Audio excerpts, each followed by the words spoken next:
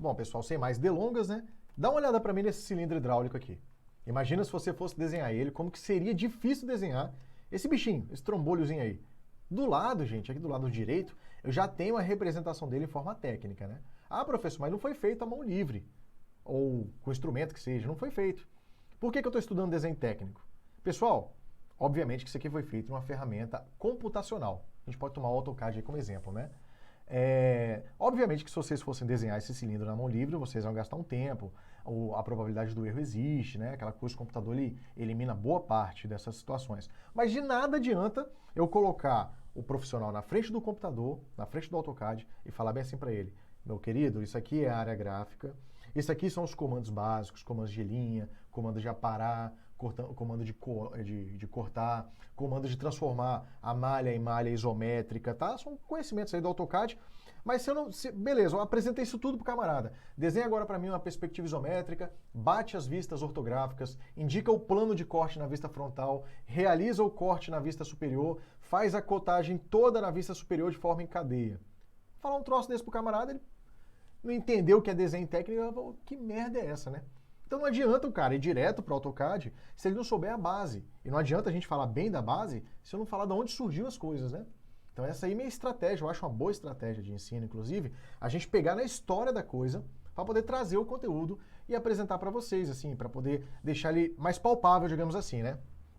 Então, senhores, só dando adiantada aqui, depois vocês baixam esse material aqui, depois deem uma lida com mais calma, né, as formas de comunicação. Eu vou aqui um pouquinho mais direto ao ponto aqui. Então, senhores, quando eu falo de desenho, existem dois tipos de desenho. Desenho artístico, né? Basicamente é o desenho. Esse aqui é a Santa Ceia. Isso é um exemplo de um desenho artístico em que a pessoa ela expressa um sentimento ou ela demonstra um dom. Aqui eu já tenho uma representação de um desenho técnico.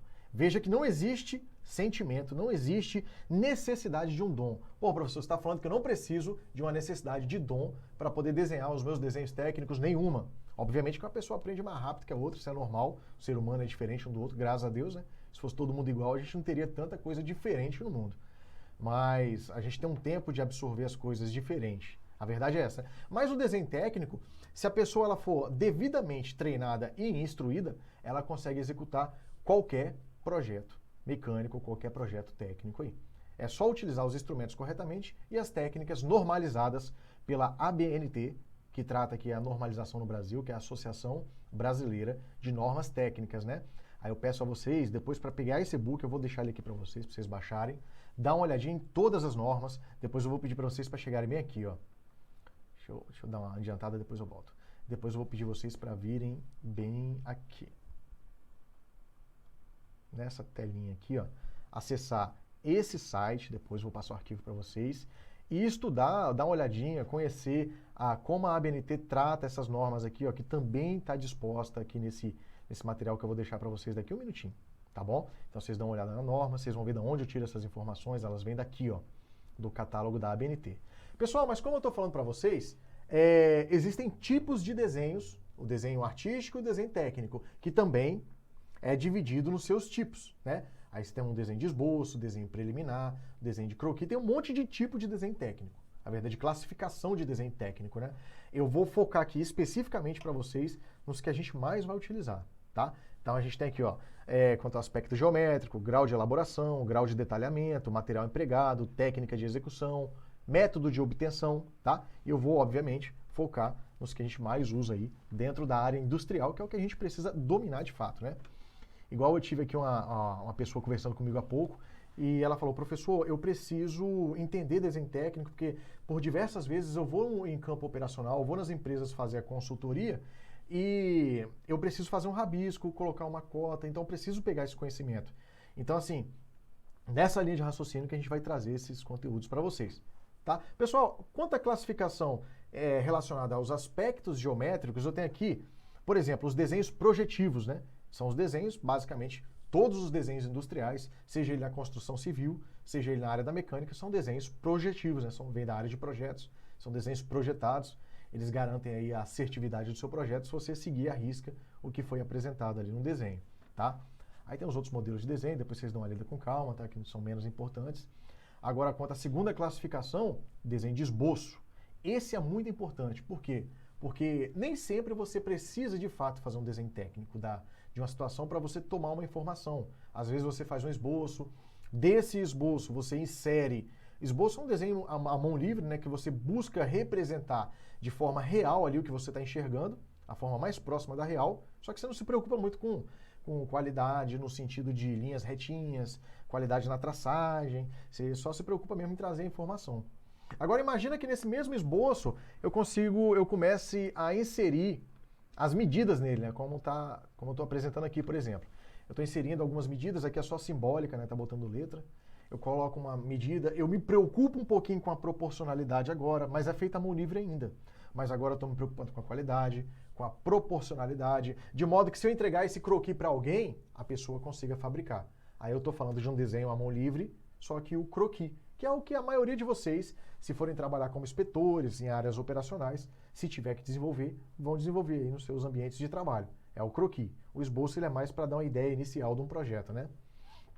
Passar mais um pouquinho, o desenho preliminar, ele representa o início do projeto, a parte intermediária, né? Na hora que você já vai começar a jogar no computador, são os riscos iniciais do seu projeto, tá?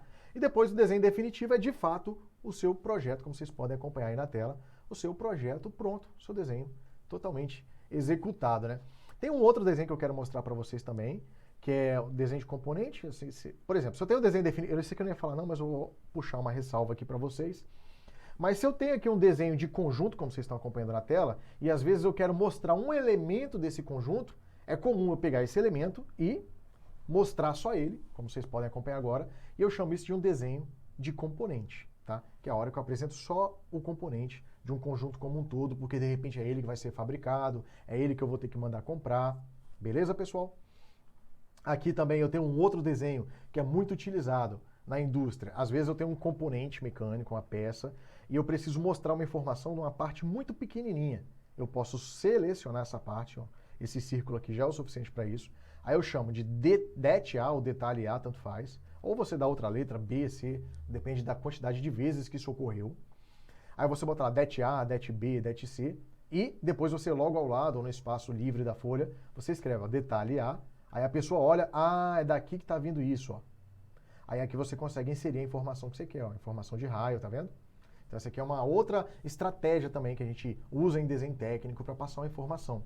Então é mais uma forma de você representar tecnicamente uma informação, tá? Vou passar mais um pouquinho. Esses aqui tem última coisinha aqui antes de eu passar para vocês. A última classificação é quanto os métodos de execução do meu projeto, os métodos de apresentação dele, né? Se o desenho ele é feito manual e o seu desenho ele é feito de forma, que a maioria dos casos hoje, de forma computacional, em máquina, né? Nesse caso aqui é o AutoCAD, que vocês podem acompanhar na tela, um desenho feito em AutoCAD. Hoje, no geral, a maioria dos projetos que nós vamos pegar em mãos, a partir da década de 90 para cá, são todas feitas aí, desenvolvidas em ferramentas computacionais. Professor, se eu aprender o AutoCAD, já é o suficiente para trabalhar com o projeto? Sim. Se eu aprender o SolidWorks, é o suficiente? Sim. Depende muito do que a tua empresa usa como ferramenta de projeto. Por exemplo, eu já trabalhei com uma ferramenta chamada DataCAD, que é uma ferramenta que ela é muito semelhante ao AutoCAD, né? Mas não é exatamente o AutoCAD. Então depende muito do que a empresa vai usar. Mas o legal é que se a pessoa domina bem o AutoCAD, os outros são ferramentas muito parecidas, né? Então você vai tendo uma linha de raciocínio aí muito próxima da que se deve ser usada, né? Tá? Só passar mais um pouquinho aqui, dá pra gente fazer um... Isso aqui já são os materiais. Pessoal, basicamente, depois eu vou pedir vocês para fazer o seguinte, baixar, eu vou deixar essa apresentação aí no final, vocês acompanhando esse vídeo que eu apresentei, vocês baixarem também essa apresentação, tá? Acompanhar, fazer essa pequena leitura aí, e já eu já venho trazendo mais conteúdos para vocês. O próximo que eu vou falar é um muito interessante, muito interessante. Se você é da área operacional, se você é da área de engenharia, você já deve ter falado de cilindros truncados, de cilindros vazados, de peças truncadas, de tronco de cone, tronco de pirâmide. Professor, o que significa isso? O que significa uma peça truncada? Cara, esse conhecimento ele é muito importante. Por exemplo, o cara ele vai assumir a função hoje de caldeireiro. Aí chega para ele lá, para ele fabricar um tronco de cone. Aí, pô, mas o que é um tronco de cone? Vocês vão ter uma excelente oportunidade já na aula, na próxima aula que eu vou trazer para vocês aqui, de entender o que são esses conceitos. Me aguardem, eu ia fazer isso hoje, mas entrou muita gente, então eu preferi fazer esse bem bolado, essa apresentação inteira, para depois eu entrar nesse assunto. Beleza, pessoal? Um abraço aí. Segura aí que eu já vou mandar para vocês o e-book também.